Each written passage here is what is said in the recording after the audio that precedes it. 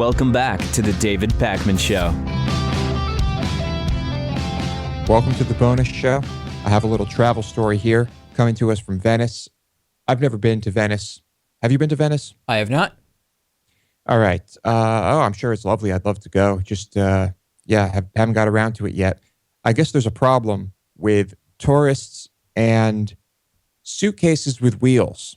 I've actually talked to people who have been to Venice, and they say it is incredibly annoying to walk around with a suitcase because, number one, the canals, and number two, the constant bridges and stairs to get up and over one canal, bridges and stairs even to get between buildings, up a building, into your hotel, and that it is incredibly annoying.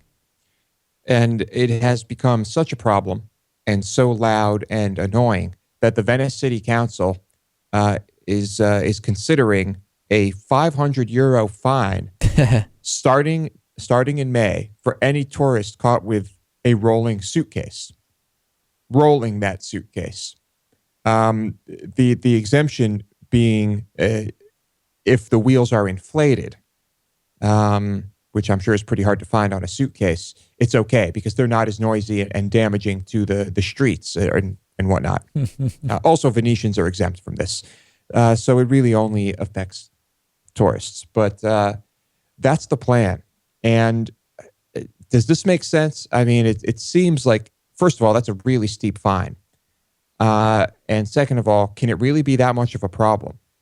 I guess I take their word that it's a problem. The other thing that I haven't seen firsthand, but people have told me that Venice is not like other very cosmopolitan Italian cities, that at night it gets quite quiet. There's not this kind of 24-hour atmosphere the way there is in many other European and Italian cities, or closer to 24 hours, and that it really is quite quiet, and that many people arrive later on, and that the walking around with the rolling suitcases actually is very loud. And it echoes throughout the city. So I don't doubt that it is loud. You have these low 2-3 story hotel, hostels, motel type places. I bet it does get incredibly annoying. Now, does it warrant a €500 fine statute? I don't know. I guess that's their decision to make. Yeah, I've done a decent amount of traveling, and I can't ever remember a time being in a busy hub where I looked around and said to myself, man, these wheeled suitcases are really annoying and loud. But then again, I mean, maybe it was just never that noticeable. Perhaps if you're on uneven cobblestone or other types of ground, these wheels make a lot more noise. I guess when you're wheeling them in an airport, they probably don't make that much noise on that perfectly slick tile floor or whatever it is. But just not something I ever noticed. I don't know. But anyway, we'll see what happens with that. Be careful if you are in Venice in May. You don't want to get hit with a €500 fine, more like $650. Here's an interesting experiment from Google. They are testing an ad-free web experience. And the way this works is that you log into your Google account, and certain websites have agreed to partner with Google on this, offering an ad-free version of their site, and users can pay a monthly fee between $1 and $3 to have no ads on that particular site, I think is the way it works. I'm not sure if it's $1 to $3 for all sites involved, or it's $1 to $3 per month per website, but you get the idea. Now, I read this and I thought to myself, well, maybe that's worth it, viewing a page that has only exactly what you want to see on it and no other advertisements anywhere. That's not quite the way it works, though, because I would assume it's only the removal of the Google served ads, right? No, I think it's all ads. Wow. I think it is all advertisements. But the space that those advertisements occupy on the page will still be there. They will just be covered up by some type of pattern. Huh. And I thought to myself, is that really worth paying for? I don't think it is, especially when people have become so kind of immune to most web ads. I know that they can be really invasive, like they pop up and you have to get rid of it, or like a pre-roll ad on video. But for the most part, people are automatically not paying attention to the banners and to the Google ads on the sides and tops of pages. So I don't know that this is really, we'll see what the success of it is. But to me, it seems like people already kind of have an inbuilt mechanism to not pay attention to these ads. Yeah, I agree with that. I think I'm pretty immune to advertisements, and I'm not sure how effective or sensible this really is.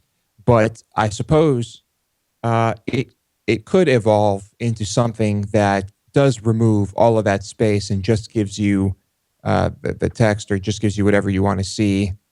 Maybe for some people that would be worth it, but I don't know. It's extra revenue for these websites, perhaps. Probably extra revenue for Google, but I don't know. It just doesn't seem like something. It just doesn't make sense. Not right now, not in its current state. But there it is, Google's ad-free net experiment. I don't know how many websites are signed up right now, but there's a waiting list. So if you have a website and you would like to participate, you can hop on that Google waiting list and see what happens. Here's a story that Dave sent me. Very interesting underwater city concept coming to us from Japan. The idea here is that you have the top of this city would kind of be like this big floating surface with a dome of some sort, and then underneath it just spirals down and would be it just kind of looks like a corkscrew going down 9 miles into the water. And there are some interesting ideas here. It would be a fully functional and self-sufficient community. There would be generators that create power by taking advantage of the temperature difference between the top of this community and the bottom. I would imagine that's quite a profound difference when we're talking 9 miles of water. And they also claim that if the bottom of it is near the bottom of the floor, there could be mining and other things going on there. And it's an interesting idea. I certainly would not want to be 9 miles underwater when things go wrong with this community. What would you call this physical? I don't know. Yeah, this habitat. This habitat. Yeah, it's a lot of pressure, but it is an interesting idea. What do you think about this? Is it actually doable? I'm not an expert on whether it's doable. I would believe engineers if they said it was doable. I don't know. I said that I wouldn't be anywhere near the front of the line to go to Mars. I probably would not be near the front of the line to go to a community that is in the ocean either.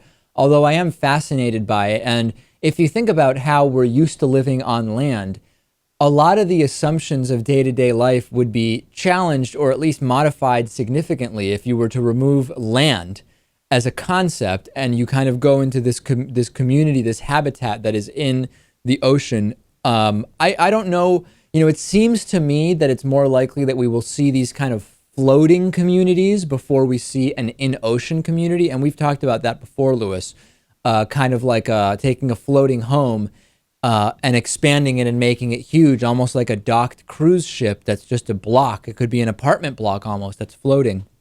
I have a feeling we'll see that before we see this. They say that this will take 5 years to build, and it will only cost 3 trillion yen, which I did the math on, and is about $25 billion. Mm-hmm. Not insignificant. They say that the ocean spiral, as it's called, will be built from resin instead of concrete, and that they plan to use industrial scale three-dimensional printers to create the components. So another interesting application of 3D printing. But this is, I'd love to see this happen, of course. Like David said, I would not want to be one of the first people on it. And if I was, I'd rather be at the top. But I think the concept is has promise. I imagine you could do all sorts of fishing and maybe even fish farming as well. Yeah, but you also, consider that when you go not that far beyond the surface, there's almost no natural light. And, we know a lot about living in artificial light situations. It's not particularly good for health. So there would also just be basic concerns, aside from whether you'd be worried that the structure would collapse or some way fracture. There'd also be health concerns I would have. Yes, that is true. There might be ways to account for all of that, but yeah, if I had to guess, I'd say this probably will not happen within their estimate, which is having residents move in as early as 2030.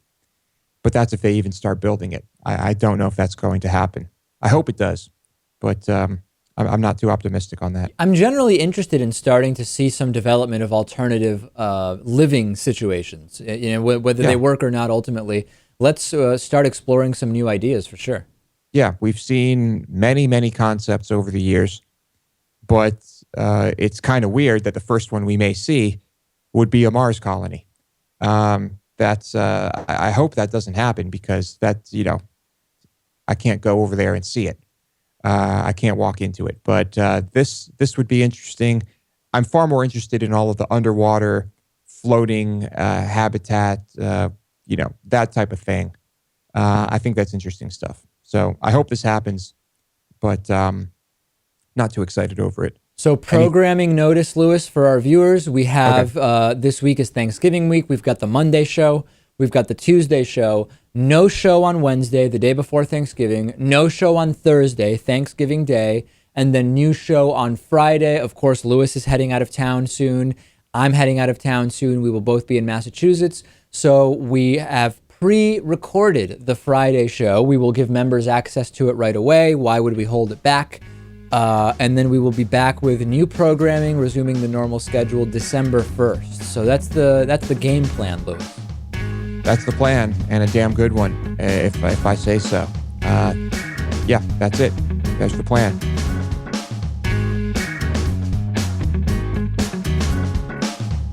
The David Pakman Show at davidpakman.com.